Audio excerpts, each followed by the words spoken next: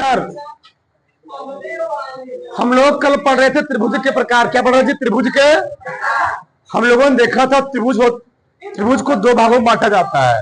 पहला होता है भुजा के आधार पर, दूसरा क्या होता है? कोण के। भुजा के आधार पर त्रिभुज तीन प्रकार के: समबाहु त्रिभुज, समद्विबाहु त्रिभुज, विषमबाहु त्रिभुज। आज हम लोग क्या पढ़ेंगे? कोण के आधार पर। तो कोण के आधार पर कितने प्रकार होते हैं? तीन प्रकार। पहले लिखो। पहला न्यून कोण त्रिभुज।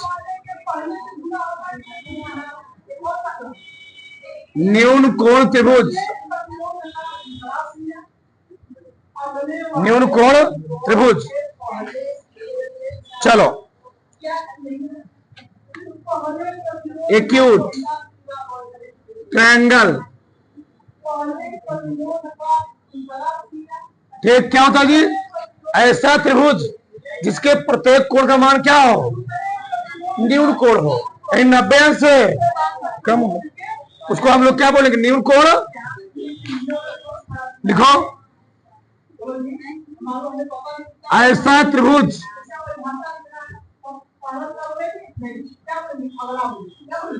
जिसके प्रत्येक कोण का मान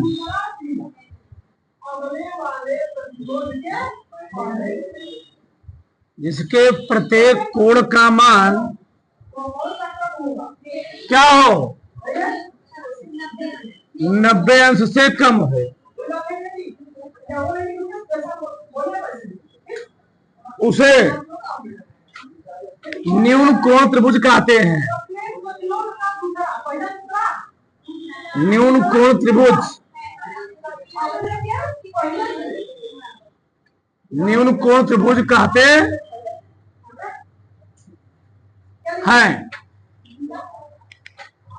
ठीक जी। तो ऐसा त्रिभुज जिसका प्रत्येक कोण क्या हो? 90 अंश से कम हो, उसको हम लोग क्या बोलेंगे? न्यून कोण त्रिभुज। देखो मैंने इसे बना दिया। अब बताओ इसका प्रत्येक कोण कितना होगा जी? 90 अंश से कम होगा।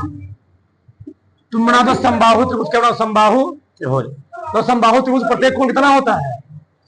60 अंश होता है। तो 90 अंश से कम है ना? ठीक हो गया।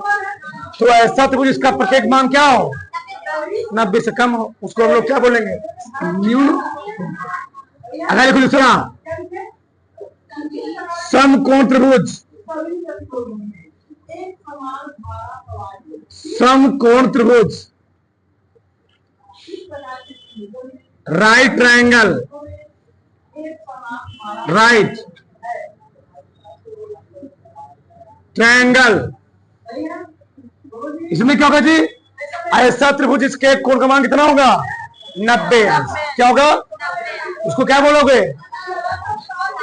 समकोण त्रिभुज। लिखो। ऐसा त्रिभुज,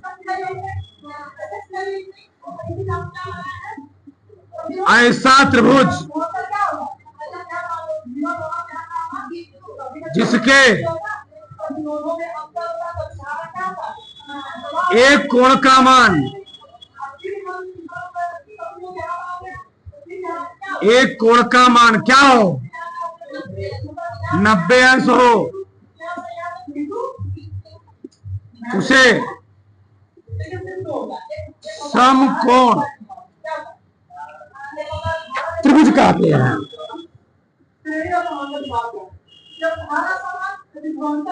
त्रिभुज कहते हैं। देखो, अभी लिखो, मत रुकिए, अभी कोई नहीं लिखेगा। देखो, ए है बी, ए है। बताओ ए वाला कोण कितना है? 90। इसको हम लोग क्या बोलेंगे? समकोण। तो ऐसा कोण, इसका एक कोण क्या हो? 90 अंश का हो, उसको हम लोग क्या बोलेंगे? समकोण। अगला क्या है? अधिक कोण त्रिभुज। अधिक कोण। अधिक कोण क्या होता है जी? अधिक कोण किसे कहते हैं? जिसका मान 120 अंश से ज्यादा, 180 अंश से। तो ऐसा त्रिभुज जिसका मान क्या हो? 90 अंश ना जी, 90 अंश से ज्यादा 180 अंश क्या हो, कम हो। देखो ऑब्ट्यूस ट्रायंगल, ठीक। तो ऐसा त्रिभुज इसका एक कोण क्या हो, 90 अंश से अधिक हो। ऐसा त्रिभुज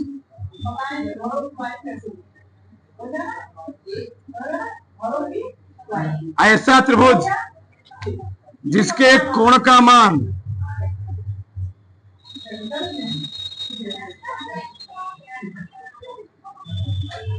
जिसके कोण का मान 90 अंश से अधिक होता है, से अधिक होता है, उसे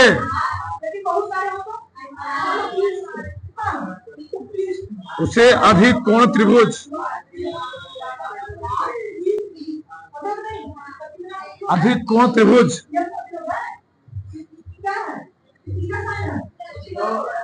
कहते हैं, ठीक। एक कोण क्या रहेगा, 90 अंश से ज्यादा रहेगा। देखो जैसे इधर ऐसे, बताओ इस कोण का मान 90 अंश से कम ज्यादा है, ज्यादा। ए बी सी कौन त्रिभुज हुआ, ये हुआ अधिक कोण त्रिभुज। डालो तीनों थोड़ा फटाक से आगे देखो। इस चैप्टर का जो मेन उद्देश्य हमको पढ़ना क्या है, सर्वांग समता। क्या पढ़ना जी, हाँ सबसे मेन वही है। आगे करो सर्वांग समता, सर्वांग समता, ठीक। सर्वांग समता है, डाल दो सर्वांग समता, कॉन्ग्रुएंस,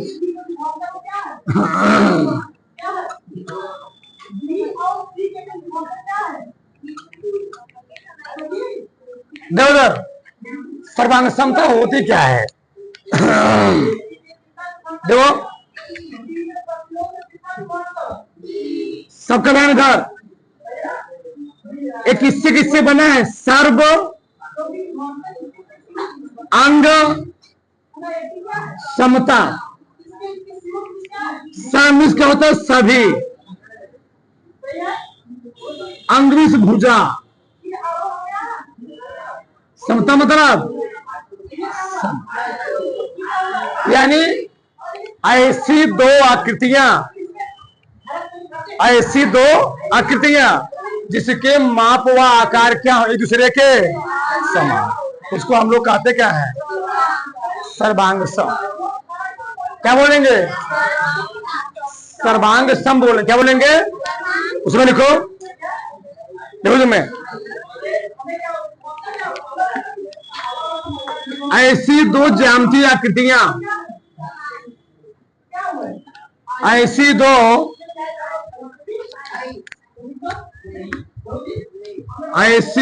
ज्यामितीय आकृतियां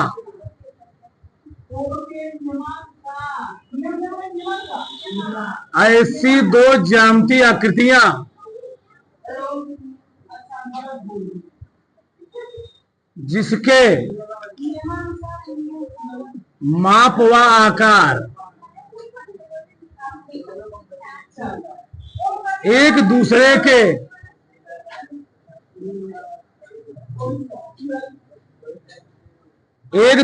के समान हो तो उसे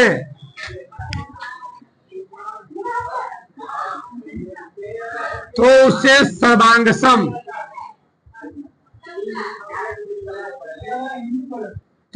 सर्वांग सम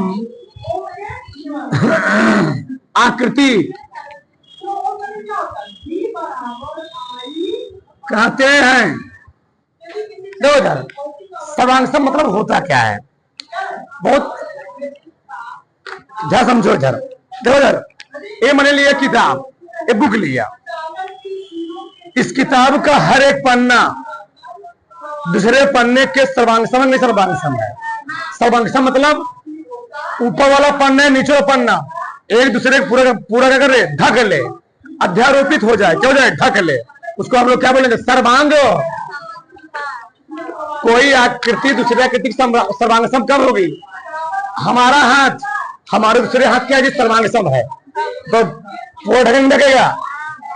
हमारा हथेली दूसरे हथेली क्या है, सर्वांग सम है, पूरा ढकेंगे नहीं ढकेगा, ढकेगा। इसको हम लोग क्या बोलेंगे, ये हमारा जो हथेली है, इस हथेली क्या है, सर्वांग सम। तो ऐसी दो आकृतियां, कितनी आकृतियां, दो आकृतियां जिसके माप और आकार दोनों क्या हो, समान हो और एक दूसरे क्या करती हो, अध्यारोपित करती हो, उसको हम लोग क्या बोलेंगे, सर्वांग सम। उसमें लिख लो सर्वांग सम आकृतियां।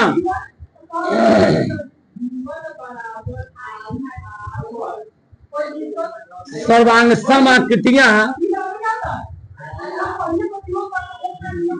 एक दूसरे को अध्यारोपित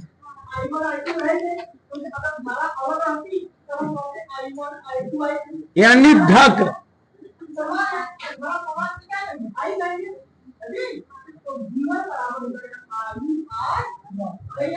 ढक अध्यारोपित कर सकती है, इसे लिख लो भैया।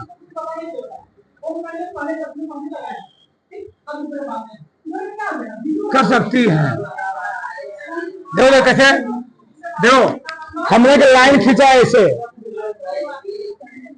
बताओ ये भी लाइन है 5 सेंटीमीटर की, नीचे कितने सेंटीमीटर की है, ये क्या है, लाइन को ढक लेगी, ढक लेगी। इसकी लंबाई, इसकी माप और आकार दोनों क्या है, समान। ठीक, आकार मतलब मोटाई, माप में लंबाई या चौड़ाई हो, ठीक, वो दोनों क्या है जी, समान। आगे देखो, ये मानो त्रिभुज एबीसी है, ध्यान समझो इधर, लिखो मत। एबी त्रिभुज पी क्यू आर है, ये क्या है, पी क्यू, ये है एबीसी, ये है पी क्यू। इस त्रिभुज की प्रत्येक भुजा की माप 3 सेंटीमीटर और इस त्रिभुज के भी प्रत्येक भुजा की माप कितनी है, 3 सेंटीमीटर। बताओ इस त्रिभुज की प्रत्येक भुजा, इस त्रिभुज की प्रत्येक भुजा, इस त्रिभुज की प्रत्येक भुजा को ढक लेगी, नहीं ढक लेगी। ताश की पत्ती देखे हो, ताश की पत्ती, ताश की एक पत्ती दूसरे पत्ती ढक लेती है। या कोई 10 रुपए का नोट हो, एक समान वाला, 10 रुपए का नोट हो, 100 रुपए का नोट हो, 500 रुपए का नोट हो, बताओ एक समान वाला नोट हो, बताओ एक नोट दूसरे नोट ढकेगा नहीं ढकेगा, ढक लेगा। तो बताओ वो दोनों, वे दोनों आकृतियां क्या हो, एक दूसरे के सर्वांग सम। तो ऐसी दो आकृतियां जो दूसरे क्या करती हैं, ढक लेती हैं, पूरा पूरा अध्यारोपित हो जाए, यानी कोई पार्ट छूटे उसका खाली ना रहे, उसको हम लोग क्या बोलेंगे, सर्वांग सम। तो आगे नहीं आया, चित्र बना लो, फिर आगे लिखो, चित्र को बनाओ, फिर आगे लिखो, बनाते हैं, बनाओ फटाक से, चलो आगे लिखो। अगला हेडिंग है क्या, सर्वांग सम रेखाखंड। तो क्या होता है, क्या है, ठीक, अभी लिखना मत। यदि दो रेखाखंड, यदि दो रेखाखंड जिनकी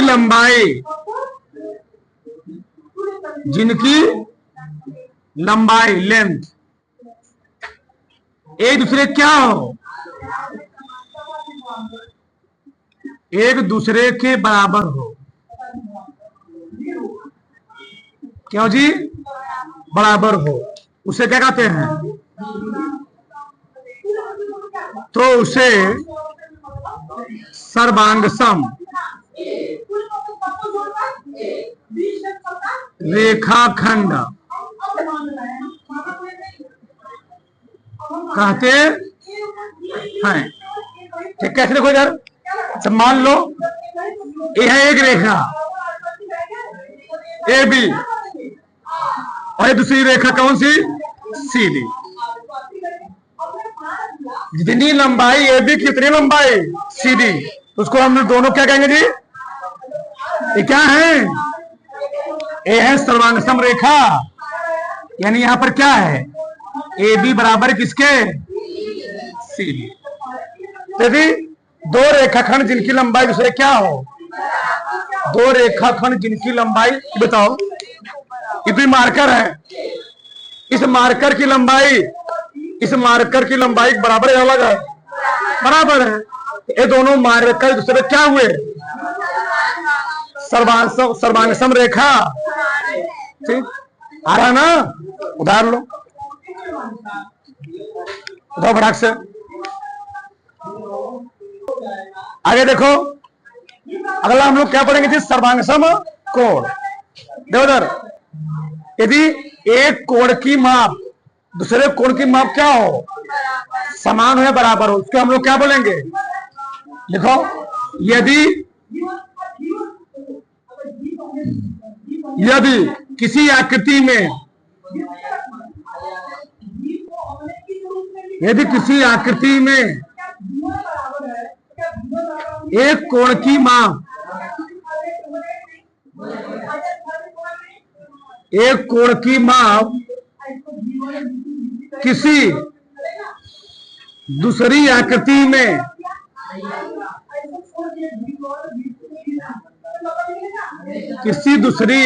में कोण की माप के बराबर हो,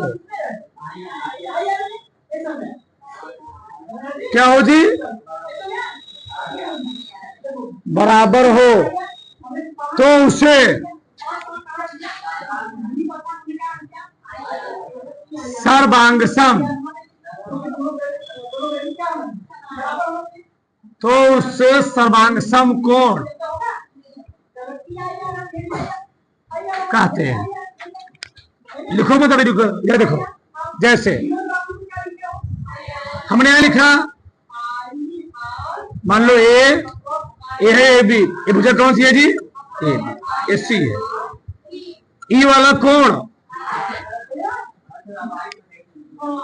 ये क्या है? सी ई। इस वाले कोण क्या हो जाए? बराबर हो जाए, तो इन दोनों कोणों को हम लोग क्या बोलेंगे? सर्वांगसम कोण। यानी कौन सा कोण? यानी कोण ए बी सी का मान किसके हो जाए? C D. ये दोनों क्या कोण क्या हुए जी? दूसरे के समांतर नहीं, सर्वांगसम। सही ना? लिखो इसको, आगे लिखो। तीसरा इसको लिखने के बाद त्रिभुजों की सर्वांग समता, यही मेन है।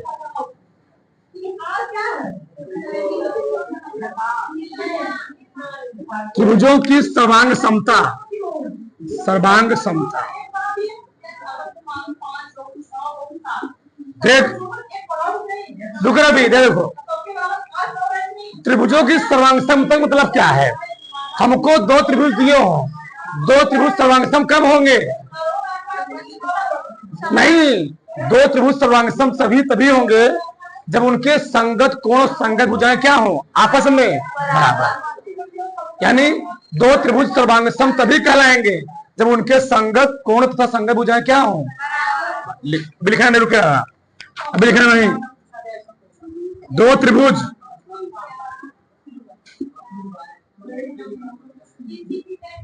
यदि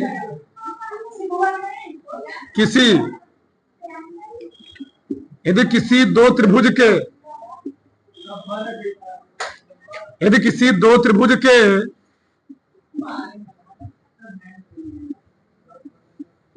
संगत कोण तथा संगत भुजाएं, इसका हम समझाएंगे भी। संगत भुजाएं एक दूसरे के क्या हो? एक दूसरे के बराबर या समान हो, एक दूसरे के बराबर और समान हो, तो उसे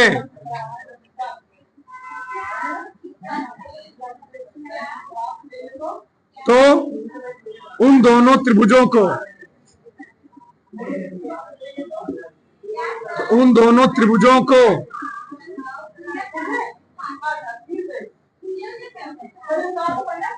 सर्वांगसम त्रिभुज,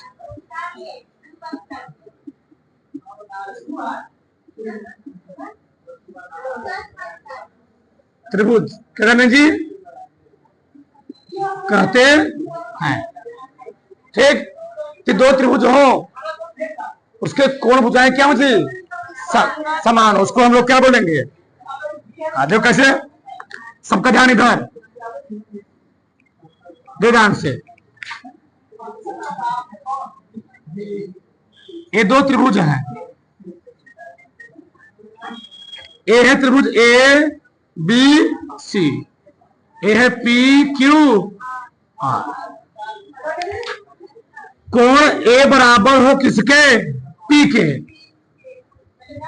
फिर कोण बी किसके बराबर हो, कोण बी बराबर हो क्यू के ना।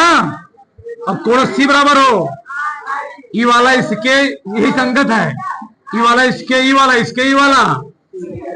या तो ऐसे हो जाए, या तो ए बी भुजा किसके बराबर हो, पी क्यू के। ए बी भुजा बराबर हो जाए पी क्यू के, या ए सी भुजा बराबर हो, ए सी भुजा बराबर हो पी आर के, या बी सी भुजा बराबर हो क्यू आर के। तो ऐसा अगर हो जा रहा है तो इन दोनों त्रिभुजों को हम लोग क्या बोलेंगे, सर्वांगसम त्रिभुज। यदि किसी त्रिभुज में तीनों कोण और तीनों भुजाएं क्या हो जाए दूसरे के बराबर, तो भैया इस वाले त्रिभुज को उठाओगे, इसको पूरा क्या करेगा, ढक लेगा ना। इसको हम लोग क्या बोलेंगे, सर्वांगसम त्रिभुज बोलेंगे। उतार लो,